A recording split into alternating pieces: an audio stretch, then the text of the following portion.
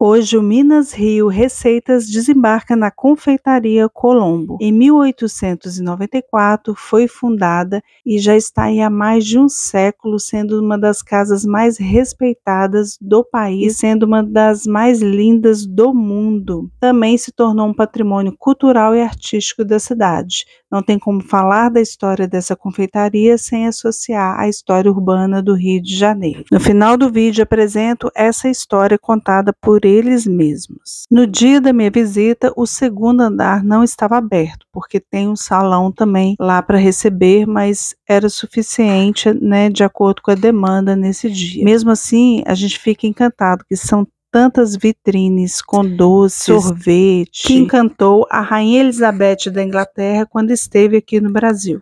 Uma variada carta de cafés especiais com parceria com a Três Corações. O preço, ele não é tão acessível, mas vale a pena para conhecer o lugar. E como eu não sou boba nem nada, né? Eu já fiz o meu pedido e está chegando agora a coxa creme, que é um dos carros-chefes aqui na parte salgada, e o cappuccino da casa, que estava delicioso. Você vai comer e degustando com a boca e os olhos, descobrindo a cada detalhe essa fantástica arquitetura. Estando no Rio, se tiver oportunidade, visite para se encantar também. A variedade de produtos e souvenirs que você pode levar para casa de recordação são enormes. Enquanto isso, a coxa creme, que estava enorme naquele prato de sobremesa, foi acabando e quando percebi, ops, sem comentário, né? Para finalizar e adoçar a vida, pedi uma eclair de tiramisu que estava bem recheada e deliciosa. E aqui no canal sempre finalizamos o vídeo com uma obra de arte, mas hoje eu vou mostrar o vídeo que a própria confeitaria disponibiliza no segundo andar, contando a sua história. Me conte nos comentários o que você achou desse vlog. Beijo! Confeitaria Colombo. Uma fatia da história ou uma fatia de histórias. Durante a velha época que os tronos, cheios de novidade, pairavam no ar, principalmente pelo centro da então capital do Brasil, o Rio de Janeiro. Os sabores de mudança encantavam o carioca, e é nesse contexto que a primeira pitada daquela que será o prato principal de nossa história é colocada. A essa época, o Rio vivia uma de suas fases mais áureas. O centro da cidade fervilhava, intensas mudanças urbanas, sociais e culturais aconteciam. Ventos vindos da Europa abordavam a costa carioca e logo se espalhavam por suas ilhas. E foi um desses ventos que no ano de 1881 trouxe de Portugal Manuel José de Brão. Um tempo depois de sua chegada, Manuel de Brão, da sua contribuição ao cardápio de belezas históricas e turísticas da cidade do Rio de Janeiro, a Confeitaria Colombo. No ano de sua fundação, nem o mais otimista seria capaz de imaginar que a confeitaria nascida na rua Gonçalves Dias, número 32, no centro do Rio de Janeiro, se tornaria o que ela é hoje, uma das maiores do Brasil, um patrimônio cultural da cidade e que ainda figuraria como um dos 10 mais belos cafés do mundo. Nada melhor para explicar a sensação que se tem ao entrar na Confeitaria Colombo do que dizer que estamos em uma verdadeira viagem no tempo.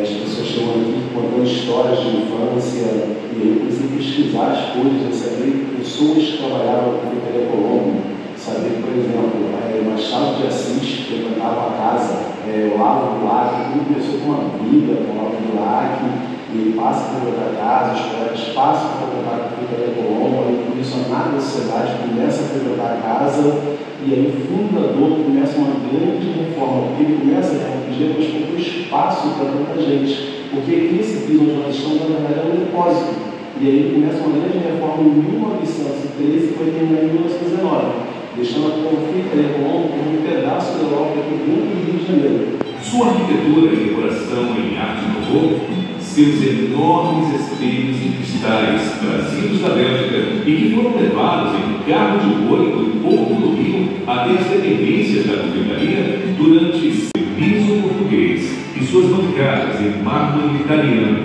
tudo na Confeitaria Colombo beleza, sabor e história.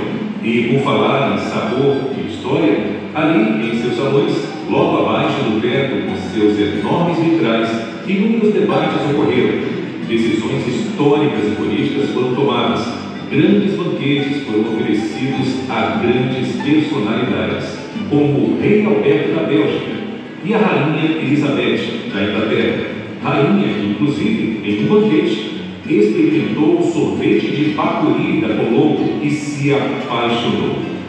Seus donos, claro, não perderam tempo e enviaram caixas e mais caixas de sorvete para o navio que levou a rainha de volta para a Inglaterra. Sorvete esse que está presente nos dias de hoje no cardápio da confeitaria. A lista de personalidades que já se deleitaram com as iguarias da confeitaria e que já se encantaram com seus salões é infinita. O maestro Heitor Villa-Lobos, a grande Chiquinha Gonzaga, diversos presidentes como Getúlio Vargas, Juscelino Kubitschek, Tancredo Neves, as atrizes Sofia Loren, Leila Diniz. Cheguei a Portugal em 1958. Eu atendi, por incrível que pareça, o ex-presidente, o Dutra, conheci principalmente foi as pessoas que visitaram a casa, com o Carlos Lacerda, que foi o presidente do Juscelino Kubitschek, e outros mais, como Miguel de Lima, Pessoa, Chagas Freitas, que tinha conta corrente na casa, mas eu cumprimentei muito, foi a presença do Presidente da República Portuguesa, Cavaco Silva. Conversei com ele da emoção de ter um presidente português aqui, já que a casa serviu muitos, o Rei Alberto da Bélgica, como outras pessoas bem famosas. Mas aquela do português, eu senti a emoção, porque eu era o único português que estava aqui na casa. E a casa, quando ela se iniciou, era quase tudo português. Eu escutei pessoas que disseram, olha, Pereira, eu viajei o mundo inteiro, não tem uma casa igual a confeitaria Colombo. A confeitaria foi um dos primeiros estabelecimentos comerciais do Rio a vender Coca-Cola, logo após a chegada do refrigerante no país, em 1941. Ela também foi um dos primeiros pontos comerciais a ter luz elétrica, elevador e a permitir a presença de mulheres em seu interior. Até o tradicional Clube de Regatas do Flamengo possui uma mesa cativa ali. A confeitaria Colombo também já foi considerada uma sucursal da Academia Brasileira de Letras. Tamanha a quantidade de escritores e intelectuais que passaram por suas centenárias portas. Rui Barbosa, Machado de Assis, Lima Barreto, João do Rio, José do Patrocínio e, entre tantos outros, Olavo Bilac.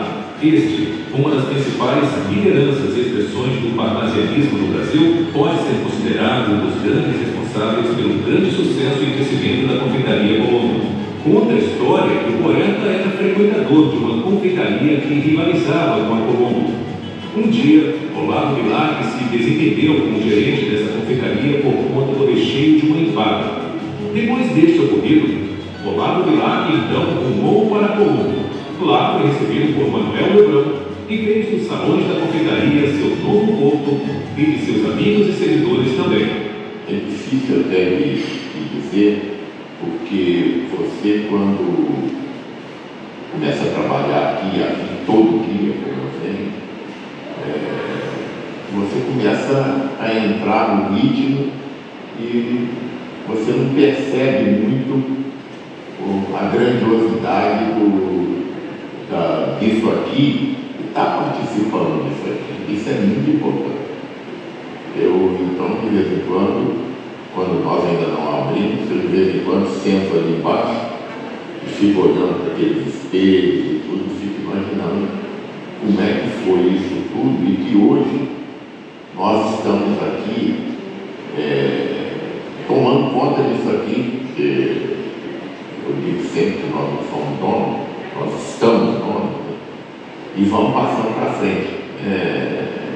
Eu acho que é muito importante a gente manter o que é, não alterar a aparência, não alterar nada, e passar isso para frente. A gente está trabalhando no museu. Esta é apenas uma pequena fatia da história e das histórias da confeitaria Colombo. Volte sempre. Estaremos aqui esperando para lhe oferecer sempre o melhor. Afinal, nas palavras de nosso fundador, Manuel José Lebrão, o freguês tem sempre razão.